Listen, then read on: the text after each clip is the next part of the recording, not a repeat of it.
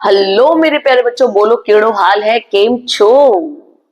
And happy new year to all of you.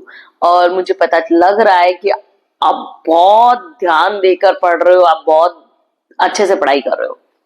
तो जैसा कि अकाउंट्स के सेक्शन बी मैंने आपको प्रोवाइड किए और कुछ कुछ मेरे को कमेंट्स भी मिले कि ma'am thank you very much, we are finding answers here and there and we are unable to find the answers.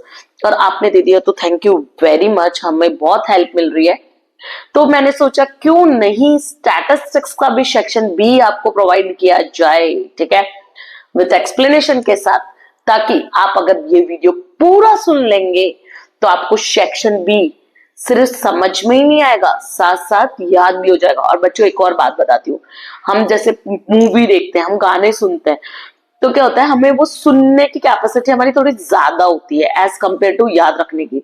तो अगर हम सुन के कोई चीज याद रखते हैं ना, तो वो इजीली याद हो जाता है। तो आपको भी एग्जाम में मेरा पढ़ाया हुआ देखना याद आएगा कि अच्छा हाँ मैम ने ये आंसर बताया था, ये क्वेश्चन मैम ने करवाया था। तो आप पहले ये वीडियो पूरा सुन लेना और सेक्शन बी रेडी करते हैं। तो आज हम करेंगे पेपर 1 का सेक्शन बी स्टैटिस्टिक्स गाला। ओके, तो आ जाओ मेरे साथ फटाफट, कहां पर, स्क्रीन पर। तो let's go to on our screen. तो चलो स्टार्ट करते हैं। आपको स्क्रीन पे दिख ही रहा है स्टैटिस्टिक्स गाला paper solution, paper number 1 section B, ठीक है। चलो बाकी वीडियोस अगर आपको देख रहे हैं, कोई भी अकाउंट सेट्स इको भी हो, तो आपको मिलेंगे मेरे यूट्यूब इसी चैनल पे। तो बच्चों सब्सक्राइब करना मत भूलना, ठीक है। चलो आ जाओ फटाफट, मैं आपको दिखाती हूँ paper 1 section B. Write the formula of the rate of inflation. चलो बताओ, रेट ऑफ इन्फ्लेशन कौन से चैप्टर में पढ़ा आपने? इंडेक्स नंबर में। Very good. तो आप क्या करोगे फॉर्मूला याद रखने के लिए? तो आप याद, करंट ईयर का जो प्राइस है आपका, wholesale price of current year index number, उसमें से wholesale price of previous year index number वो माइनस कर दो और प्रीवियस से डिवाइड कर दो इनटू 100।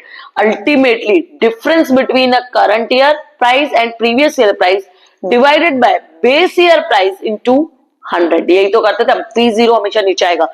तो जो करंट ईयर का इंडेक्स नंबर है आपका, होल प्राइस इंडेक्स नंबर है, जैसे आपका 200 है, और जो बेस ईयर का था, मान लो बेस ईयर का 150 था, divided by 150 into 100, so you will get the rate of inflation, ठीक है। चलो नेक्स्ट, ध्यान रखना नीचे प्रीवियस ईयर है। What is the main limitation of scatter diagram method? तो बताओ स्कैटर डायग्राम मेथड की लिमिटेशन क्या थी? कि वो ग्राफिकल मेथड है, तो एक एक्यूरेट वैल्यू नहीं देता, हमें कोई नंबर नहीं देता। तो let's read limitation of a graphical representation है scattered graphically represented। The main limitation is that it shows the nature and strength of the relationship graphically। कैसे दिखाता है ये? ग्राफिकली प्रेजेंटेशन देता है, but does not provide numerical measure. कोई numerical value, numerical measure value नहीं देता है of the degree of correlation. इसलिए यही इसकी क्या बन जाती है? लिमिटेशन बन जाती है। एग्जैक्ट वैल्यू हमें नहीं मिलती है, ठीक है। चलो तो यही पूछा गया था। थर्ड देख लो, will the regression coefficient change its value of both the variable x and y are double with the help of transformation of the scale. तो with the help of transformation of the scale का मतलब बताओ कि जैसे x यहाँ है, y यहाँ है, अब इसको 10% से बढ़ाया गया तो ये इतना बड़ा, और इसको भी 10% से बढ़ाया गया तो ये भी इतना बड़ा, तो अल्टीमेटली डिफरेंस उतना ही रहेगा। आप समझो ना, देखो x है, x 10 रुपए है, y है, y आपका 20 रुपए। अब दोनों को 10-10% से बढ़ाते हैं तो ये 11 रुपए हो गया और ये 22 रुपए हो गया। तो भी इसमें भी डिफरेंस कितने का था? 10 का था। इसमें भी डिफरेंस कितने का रहेगा? 10 का ही रहेगा। तो अल्टीमेटली दोनों को जब सेम स्केल से बढ़ाते हैं तो उसको बोलते हैं ट्रांसफॉर्मेशन ऑफ स्केल। तो उसका फर्क पड़ेगा क्या? उसका कोई फर्क नहीं पड़ेगा, रेशियो पे कोई फर्क नहीं पड़ेगा। तो चलो पढ़ते हैं, देखो क्या लिखा है। नो, देखो क्या आंसर है हमारा? No, the regression line coefficient is independent of change of origin but not independent of the change of scale। change of scale का उस पे कोई इफेक्ट नहीं होता है। However, if both the variables are double by the same scale, the ratio remain same and the coefficient does not change। Okay, तो you have to write the answer like this only. मैं आपको explain कर रही हूँ, okay, explanation आपको ऐसे ही लिखना है। पीडीएफ आपको मिल जाएगी, पर पहले आप समझ लो ऐसा क्यों है। समझ लोगे तो याद करने में बहुत इजी रहेगा, ठीक है। Next, the linear equation fitted using the data 7 weeks. तो आपको एक लीनियर लाइन बनानी है और लाइन वो क्या रखना है, डेटा टी क्या टाइम क्या रखना है, 7 वीक रखना है फॉर अ वेरिएबल। और उसकी लाइन रिग्रेशन लाइन क्या है हमारी, ये। तो टी की जगह क्या रख देना, 7। Estimate the value of y for the 8 week. तो आपको 8 वीक, अच्छा सॉरी 7 वीक का दे रखा है, 8 वीक का आपको निकालना है। तो टी की जगह y कैप निकालना है, यानी तो y कैप निकालना 8 वीक का। तो टी की जगह क्या रख देना 8। तो 25.1 माइनस, देखो मैं करके बता देती हूँ, 20, ये किसकी जरूरत नहीं है, y cap is equal to 25.1 minus 1.5। T की जगह क्या रखना 8। मल्टीप्लाई करो 1.5 को 8 से मल्टीप्लाई करो तो सो यू विल गेट 12। तो 25.1 minus 12, so the answer is 13.1। Y cap निकालना है और आपको जो लीनियर लाइन दे रखी थी वो कितने की दे रखी थी, 7 वीक्स की दे रखी थी, ठीक है। चलो next, so t is equal to 8 है। Write the definition of mutually exclusive event. तो बताओ म्यूचुअली एक्सक्लूसिव इवेंट क्या होते हैं।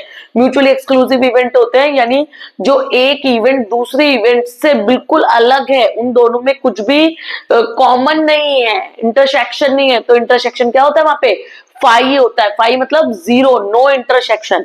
तो two events are said to be mutually exclusive if the occurrence of one event, देखो क्या वर्ड लिखा है, if the occurrence of one event prevents, रोकता है, the occurrence of other event at the same time, okay। तो उसको बोलेंगे तो उसको क्या बोलेंगे, mutually exclusive event. It's said to be a mutually exclusive event, ऐसा लिख लेना, ठीक है। इज कॉल्ड म्यूचुअल, अच्छा लिखा हुआ ही है, सॉरी सही है, लिखा हुआ ही तो है, ये रहा ना, ये रहा, ठीक है। Two events are said to be mutually exclusive if the occurrence of one event prevents, रोकता है, the occurrence of the other event at the same time, same time पर दोनों इवेंट एक साथ नहीं हो सकते। तो उसको क्या बोलते हैं, म्यूचुअली एक्सक्लूसिव इवेंट बोलते हैं, यानी दोनों एक दूसरे से बिल्कुल अलग है। वहां पे इंटरसेक्शन क्या होता है, फाई होता है, जीरो होता है, वहां पे कोई इंटरसेक्शन नहीं होता। और आपको अगर डायग्राम याद हो तो इसका कुछ डायग्राम ऐसे था, यहाँ पे देखो कुछ कॉमन है क्या, नो। तो ये ए हो गया और ये बी हो गया, ठीक है। तो यहाँ पे कुछ भी कॉमन नहीं है, ओके।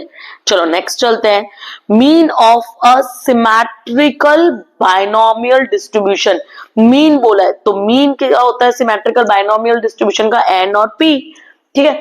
सिमेट्रिकल बाइनोमियल डिस्ट्रीब्यूशन क्या होता है, जहां पे एन और Q, sorry P, probability P and Q, यानी सक्सेस का और नॉन सक्सेस का या अनसक्सेस का, दोनों का क्या होता है, बराबर बराबर डिस्ट्रीब्यूशन होता है। यानी ऐसे जो आपका डिस्ट्रीब्यूशन है वो दोनों साइड इक्वल होना चाहिए। तो ये भी 0.5 और ये भी 0.5, तो वहां पे पी और क्यू क्या होते हैं, बराबर होते हैं। उसको बोलते हैं सिमेट्रिकल बाइनोमियल डिस्ट्रीब्यूशन, जिसमें पूरी आपके पास जितना भी डेटा है उसको आप बराबर बराबर रखते हो, यानी सक्सेस और नॉन सक्सेस यानी अनसक्सेस वो की प्रोबेबिलिटी क्या होती है, इक्वल इक्वल होती है। एक्सक्यूज मी बच्चों। तो find the value of its parameter N. तो आपको पैरामीटर्स एन की वैल्यू निकालिए। तो एनपी दे रखा है आपको कितना, 9। अब इसमें आपको पी पता है, पी क्या है आपका 0.5, एन आपके पास है नहीं और ये 9 है, पी उधर ले जाओ। तो n is equal to 9 into 0.5, so you will get 18, okay. कोई दिक्कत, बोलो कोई दिक्कत है, ओके। तो आगे चलते हैं हम, एक minute,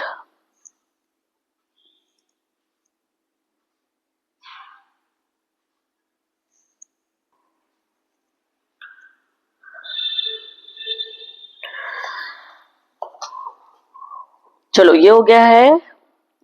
standard score is independent of unit of measurement. Standard score क्या होता है बताओ फटाफट। स्टैंडर्ड स्कोर मतलब Z स्कोर। तो Z score is independent of unit of measurement. बताओ। Yes, the statement is true. Why? Reason बताओ। बताती हूँ। देखो देखो एक्चुअली क्या होता है, Z का आपका फॉर्मूला क्या होता है, स्टैंडर्ड स्कोर मतलब Z स्कोर। Z स्कोर जो होता है उसका फॉर्मूला होता है x minus x bar upon standard division. तो ये तीनों ही जो होते हैं ना, ये तीनों ही जो वैल्यूज है ना, ये x की, x बार की और स्टैंडर्ड डिवीजन की, वो तीनों ही किसी एक यूनिट के होंगे। जैसे मीटर मीटर मीटर, तो जब आप मीटर, जैसे x अगर 15 मीटर है तो 15 मीटर माइनस एवरेज आ रहा है, मान लो उसका 5 मीटर और स्टैंडर्ड डिवीजन है 3 मीटर, तो आप माइनस करोगे तो m m m, तो आप यहाँ पे क्या लिख लोगे, 10 मीटर्स अपॉन 3 मीटर्स, है ना। तो मीटर से मीटर चला गया, तो ये देखो अब यूनिट फ्री हो गया, मतलब यूनिट है ही नहीं, इसलिए वो क्या होता है, यूनिट फ्री। जेड स्कोर बोल रहा है, तो जेड स्कोर क्या होता है, यूनिट फ्री होता है, उसको मतलब उसको आप उसका कोई यूनिट नहीं होता, ठीक है। तो ये रीजन ये है कि एक्स, एक्स बार और स्टैंडर्ड तीनों सेम यूनिट के होते हैं, और तीनों सेम यूनिट के होते हैं तो यूनिट से यूनिट कट हो जाता है, तो वो यूनिट फ्री हो जाता है। और स्टैंडर्ड स्कोर यानी ध्यान रखना जेड स्कोर की बात कर रहा है, ठीक है। चलो, the approximate value of mean division for a normal distribution is 12। Find standard division. तो हमने जो प्रॉपर्टीज दे रखी है उसमें दे रखा है कि मीन डिवीजन का फॉर्मूला क्या होता है, ये स्टैंडर्ड डिवीजन है बच्चों। मीन डिवीजन का फॉर्मूला होता है is equal to 4/5 standard division, 4/5 standard division. तो अब लिख लो। तो देखो आपको क्या दे रखा था, मीन डिवीजन, मीन डिवीजन दे रखा है, तो मीन डिवीजन 12 हो गया is equal to 4/5 standard division. अब स्टैंडर्ड डिवीजन निकालना है तो 4/5 को इधर ले जाओ, तो 12 इंटू रिवर्स हो जाएंगे ये 5/4 is equal to standard division. अब स्टैंडर्ड डिवीजन निकालो, 4 1 4, 4 3 12, तो standard division is equal to 5 3 15, ठीक है। तो ये स्टैंडर्ड डिवीजन है, ओके। चलो नेक्स्ट, इफ लिमिट फंक्शन दे रखा है, एक्स की वैल्यू रखनी है -1, 4x plus k is equal to 6, then find the value of k। तो x 4, अब x की जगह क्या रखना है, मुझे -1 रखना है, plus k is equal to 6। अब तो आप कर सकते हो, तो ये -4 हो जाएगा, उधर जाएगा तो 6 प्लस 4, तो हो जाएगा k is equal to 10, 6 plus 4 जैसे ये दे रखा है, ठीक है। चलो, give the meaning of a marginal cost. तो देखो इन्होंने बहुत गंदी डेफिनेशन लिख के दी थी, मैंने ढंग से लिख दिया है। देखो मार्जिनल कॉस्ट क्या होता है, जैसे कॉस्ट की बात कर रहा है, तो एक, जैसे मैं अभी 10 यूनिट बना रही थी, अगर मेरे, मानो फॉर एन एग्जांपल 10 यूनिट बनाने की कॉस्ट आती है मेरी 200 रुपए, ठीक है। अब मैं अगर उसी 11 यूनिट बनाती हूँ उसकी, तो 11 यूनिट से मेरी टोटल कॉस्ट हो जाती है 220 रुपए। ये मेरी टोटल कॉस्ट है, ये क्या है, मेरी टोटल कॉस्ट, और ये यूनिट है, ठीक है। तो मेरी मार्जिनल कॉस्ट कितनी आएगी, 20 आएगी। कितनी आएगी, 20। यानी एक यूनिट एक्स्ट्रा बनाने के कारण आपकी टोटल कॉस्ट में जो चेंजेस हो रहा है उसी को क्या बोलते हैं, मार्जिनल कॉस्ट बोलते हैं। तो फॉर्मूला भी ऐसे ही है, देखो फॉर्मूले से याद हो जाएगा।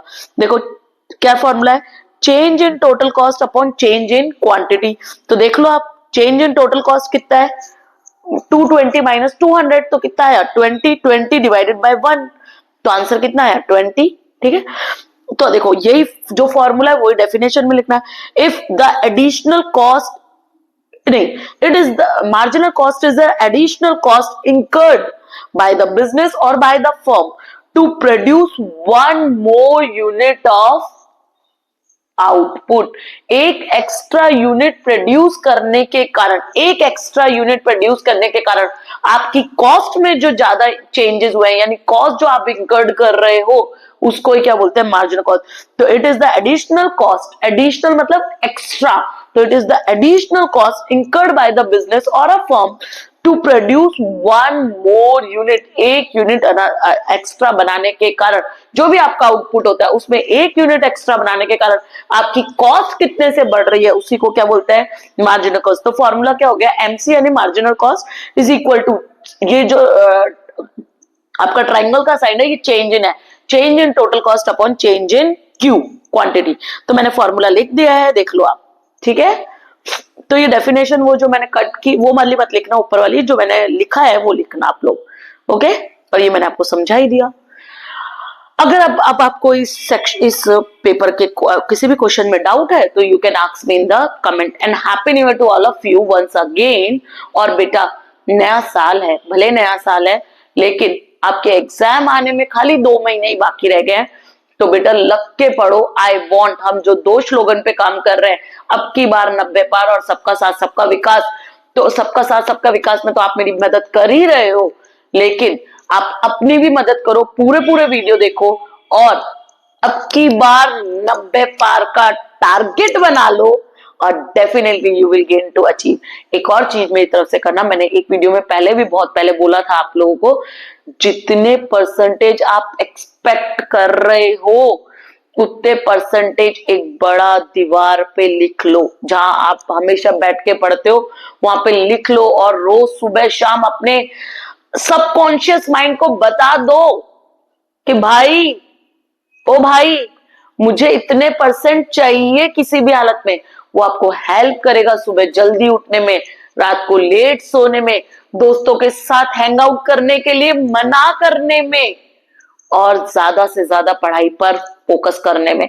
तो प्लीज अपना फोकस मेंटेन करो, डिस्ट्रैक्शंस को ट्राई कंट्रोल करने की कोशिश करो। जो व्यक्ति कंट्रोल करने की पावर सीख सकता है ना, वो कुछ भी सीख सकता है। तो आप जो रील्स देखते हो, जो फालतू के वीडियोस देखते हो, उनको थोड़ा मतलब कंट्रोल करो कि आज मैं इतना ही देखूंगा, मेरा स्क्रीन टाइम आज इतना ही होना चाहिए, आज मेरे दोस्तों के साथ हैंग आउट टाइम इतना ही होना चाहिए, और ज्यादा से ज्यादा पढ़ाई करो।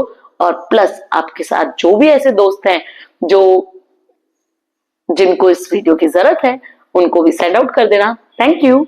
चलो मिलते हैं नेक्स्ट वीडियो में पेपर 2 के साथ।